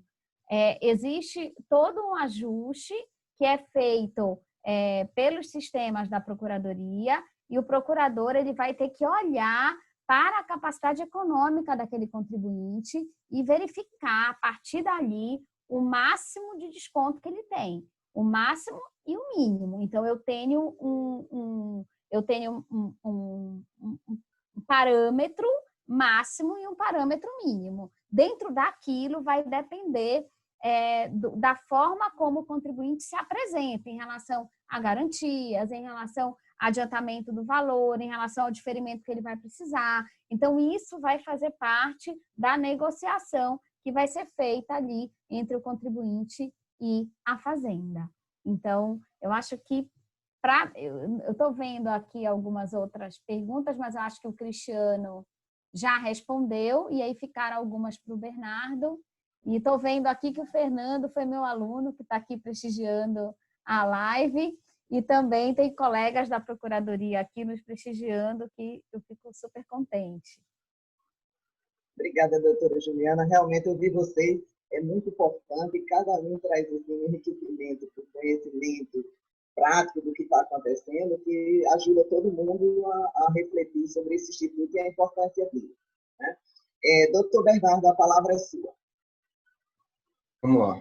Primeiro, a pergunta do doutor Antônio, né? Qual situação vai ser analisada na ocasião da análise da proposta de transação para se aferir, né, em que termos essa transação vai ser deferida ou não, né?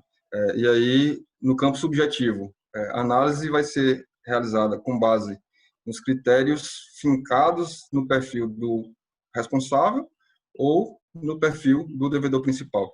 E aí, a gente, olhando para a norma, identifica a existência, na verdade, primeiro, de uma regra lá no artigo 18, se não me engano, que fala sobre análise isolada ou cumulativa com outros fatores para a aferição da análise dessa proposta, né? Então, não há a definição de critérios isolados, né?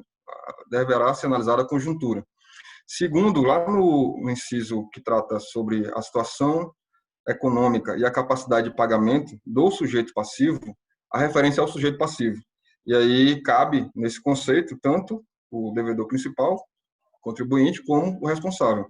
Então, na verdade, Cristiano, que é o autor da norma, pode até esclarecer melhor que eu, mas o que me transparece da norma é que a ideia é que essa análise ela vai ser feita com base no mix, né? É um combo. Você vai ter que analisar ali a situação do responsável, a situação do devedor principal e a conjuntura do débito e as circunstâncias em que atua aquela empresa e a situação econômica desse responsável tributário.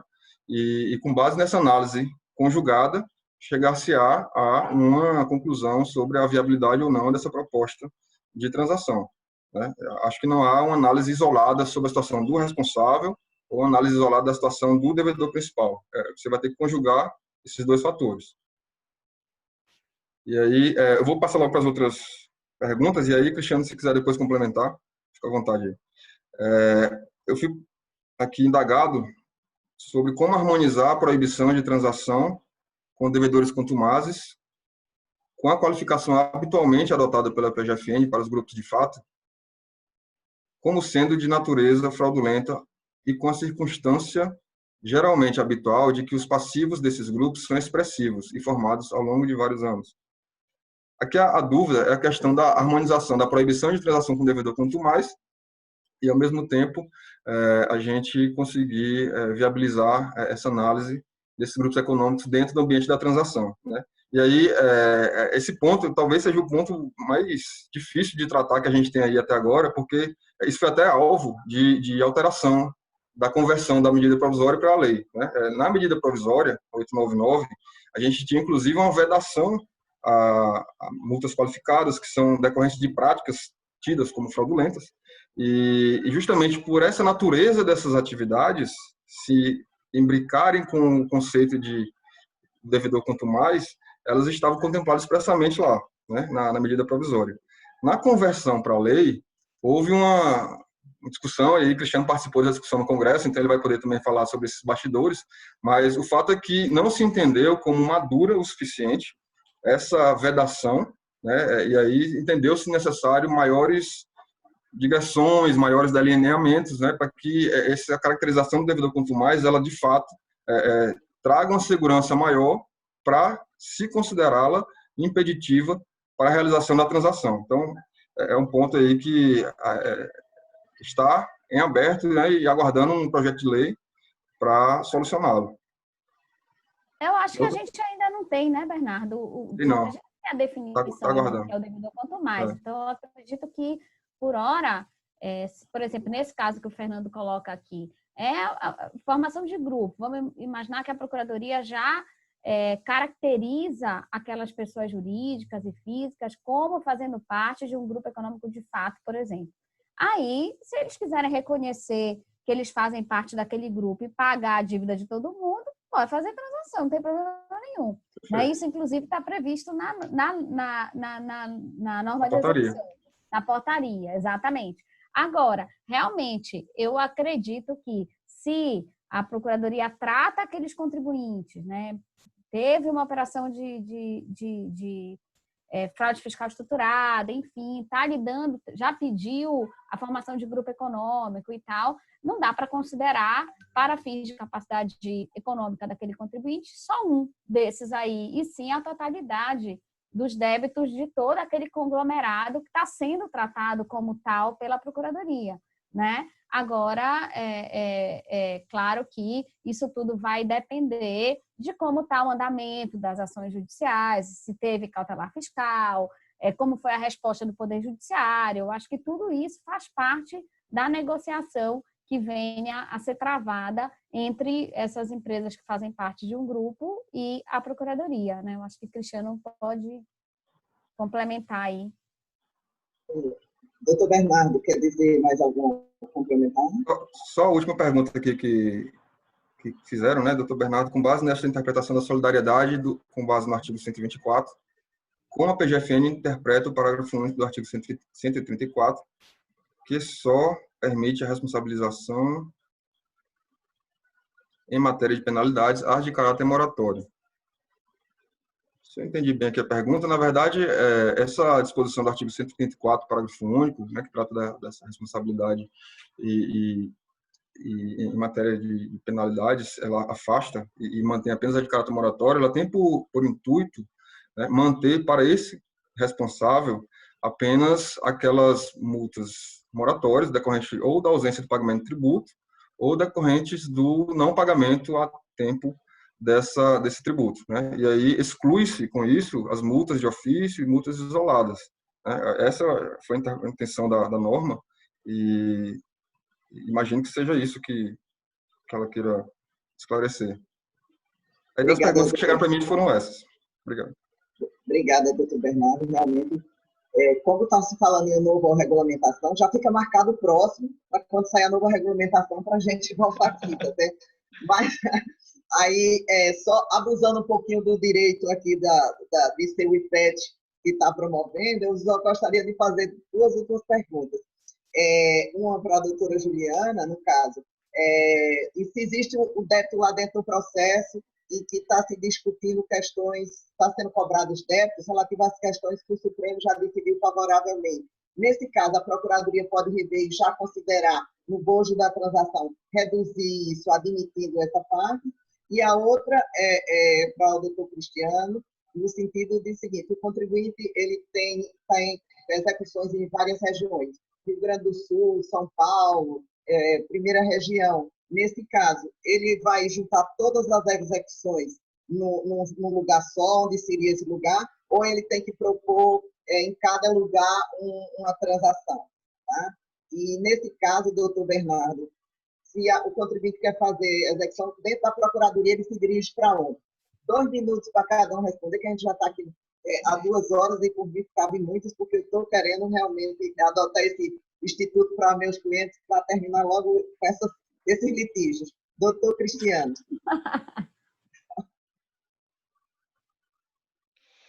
Vamos lá. É o seguinte, a questão de pluralidade de dívidas, né? O contribuinte, normalmente, empresas que têm atuação em mais de uma unidade da federação, vez por outra, se encaixam nessa situação. Né? E a nossa orientação é sempre no sentido que o contribuinte pode fazer esse pedido junto a qualquer dessas unidades que ele possui dívida. O ideal é que ele vá para a unidade de seu estabelecimento principal. Né? E aí, internamente, a PGFN vai fazer essa comunicação entre as demais unidades envolvidas. Em algumas situações, dependendo do valor desses passivos, pode ser necessária a assinatura de mais de um procurador regional. A nossa portaria ela regulamenta essa hipótese, ela traz a situação e estabelece as alçadas. Então, existem casos e a gente já fez um assim, que foi necessária a assinatura de 3 regionais.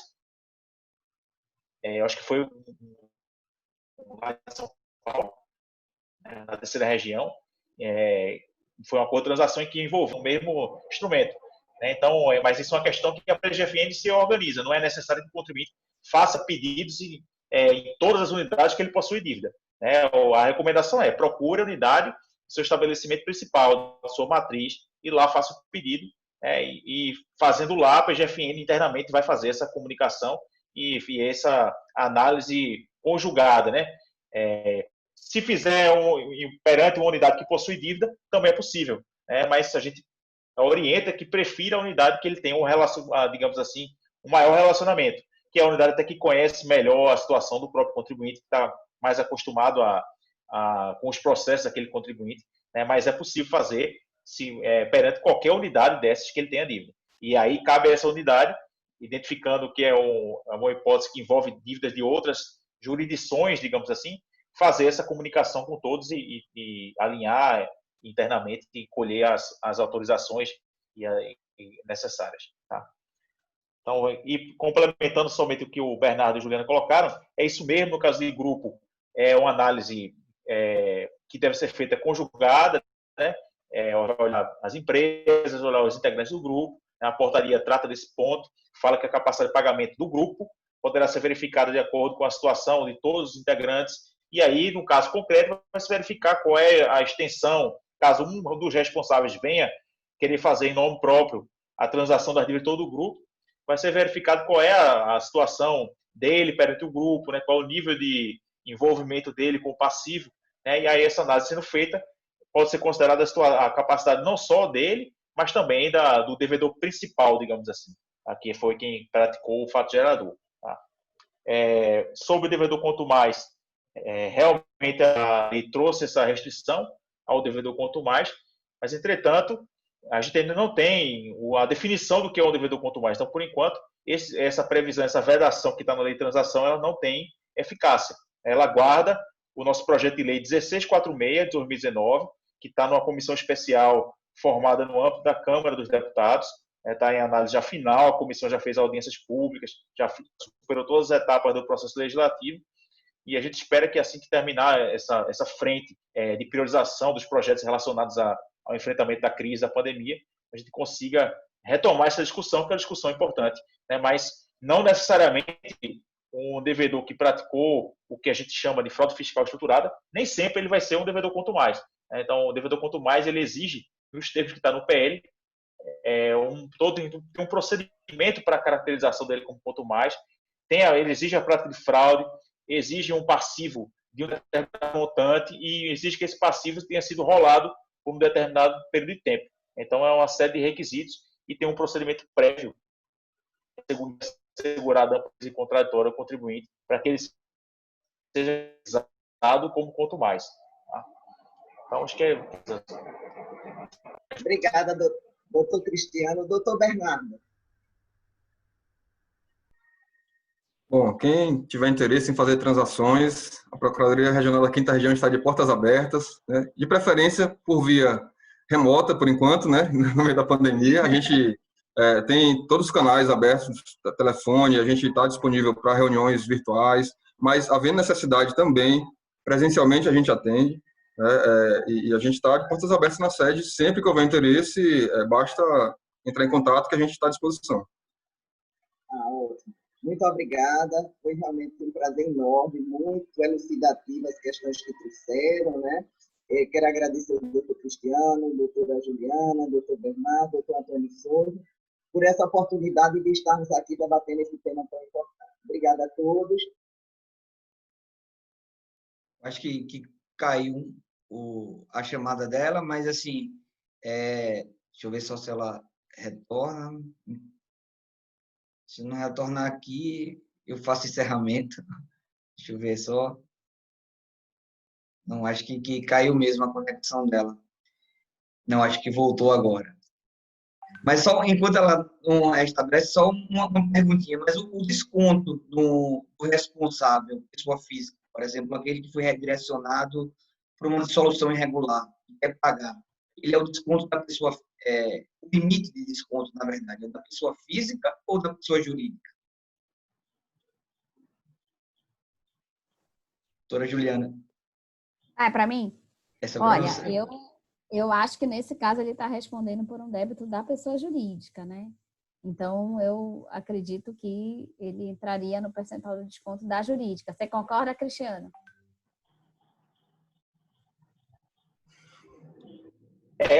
Em regra geral, a gente realmente assim, a gente não pode, eu acho que não dá para cravar uma resposta aqui, porque vai depender da situação. Às vezes aquela pessoa jurídica também não mais existe. Vai depender do caso. Um caso em que há esses casos que a gente estava se referindo quando a gente começou a abordar o assunto, caso de fraude fiscal em que existe um grupo atuando, aí realmente eu acho que é nesse sentido. A gente vai olhar, aquele grupo é uma organização empresarial, né? Mas é outras situações em que é aquela empresa que entrou na dissolução irregular há muito tempo, que a empresa não mais existe e que nem tem mais capacidade de pagamento. E a dívida está em cima da pessoa física, né? Ele está como responsável e ele é que tem a capacidade de pagamento mesmo. Então, nesse caso, eu acho mais apropriado chegar na condição dele, né? Diferente quando existe uma organização que foi criada, em que o sujeito utilizou várias pessoas jurídicas, em que é um débito de uma organização. Nesse caso, eu acho que é mais próprio considerar o limite da pessoa jurídica, né? Porque senão até para não, digamos assim, beneficiar o sujeito numa situação dessa em que há a fraude estruturada no meio, né? E a Mary tinha perguntado para mim, acabou que eu não respondi, se uma tese já fixada pelo Supremo, né? Se teria como transacionar. Veja, isso é a transação do contencioso e, assim, no caso, imagina-se que nós estamos diante de uma tese jurídica controvertida, de forma que o contribuinte, ele abre mão da discussão judicial e a Fazenda abre mão do recebimento integral daquele crédito. Então, nós imaginamos que, nesse caso, eu ainda não tenho uma definição do tema pelo Supremo Tribunal Federal. Se eu já tiver uma definição do tema pelo Tribunal Federal, na minha opinião, não cabe a transação. Agora, se eu tiver uma definição de um tema, mas no momento em que eu vou executar aquela decisão, aí eu tenho novas controvérsias que surgem decorrentes dessa execução desse julgado, aí já é outra história, né? Na verdade, eu não estou mais discutindo o ponto definido pelo Supremo Tribunal Federal, até porque se o Supremo já definiu, se for a favor do contribuinte, não faz o menor sentido que a Fazenda ofereça um desconto, e ao contrário, se foi a favor da Fazenda, no menor sentido, desculpa, se for a favor do contribuinte, não há o menor sentido que ele abra mão de qualquer benefício ali, enfim, de ter a integralidade do não pagamento do crédito. Então, nesse sentido, tá bom? Olha, muito obrigada. Uma coisa a gente pode ter certeza, aí para os três, quando disser tchau, respondo.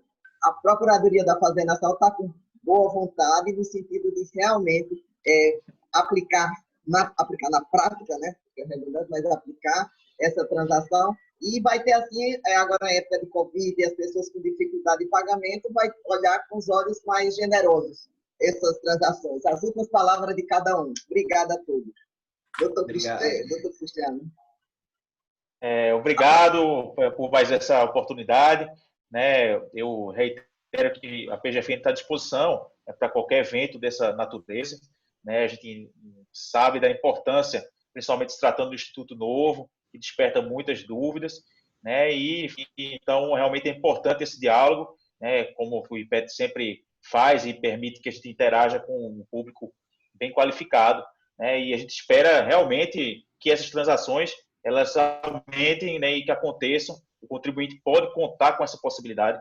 É um instituto que veio para ficar, que está sendo aplicado e que o contribuinte tem que ter a tranquilidade que, na hora que ele estiver passando por uma situação de dificuldade, né, e tem aquele passivo fiscal, não está conseguindo honrar pelos meios ordinários, ele pode se dirigir à unidade da PGFN. As nossas equipes estão lá preparadas, estão lá aguardando, né, para receber. E, não raro, vão ser os casos em que as nossas equipes vão procurar os contribuintes. Nós vamos adotar uma postura também ativa. Vamos identificar situações em que há essa capacidade de pagamento reduzida e vamos propor, a proposta individual também pode ser feita pela PGFN, não só pelo contribuinte. Além, é claro, dos casos de adesão, em que a gente espera essa semana estar divulgando aqui uma nova modalidade, né, em que a gente vai fazer transação, vai ofertar uma transação por adesão, olhando a capacidade do pagamento e refletindo os efeitos da pandemia. Então, a gente vai pegar a nossa de capacidade de pagamento, vai ser feita levando em consideração a realidade atual e vamos tentar chegar numa proposta que dê condições de que todos superem esse momento de dificuldade. Então, a PGFN quer ser um elemento que auxilie e ajude esse processo. Tá? Então, mais uma vez, obrigado. E, doutora Mary, venha assinar seu primeiro acordo. O Bernardo vai preparar lá para você assinar o primeiro acordo de transação. Isso, já obrigado. Me aguarde. Boa noite, Juliana, pessoal. Obrigada. Só tenho a agradecer, Mary. Fico à disposição. A PRFN da Terceira Região está à disposição, portas abertas para os contribuintes e realmente muito empenhada em fazer acontecer a transação. Eu fiquei muito lisonjeada de estar aqui com os meus colegas a quem eu tenho uma admiração enorme, também estar com você e com o Antônio, sempre tão gentis aí na condução dos debates. Obrigada. Obrigada, doutora Juliana. Doutor Bernardo. Bom, queria agradecer também a oportunidade, foi uma satisfação enorme, né, esse bate-papo aqui sobre um tema tão interessante e muito bem conduzido aí por Antônio, Marielbe. E um grande abraço a todos, né, os colegas que estão aqui e quem está assistindo a gente, em especial a Juliana e Cristiano, queridos colegas que eu estimo muito. Um grande abraço. Obrigada a todos, foi um privilégio estar aqui com vocês. Boa noite. Boa noite. Tchau. Tchau.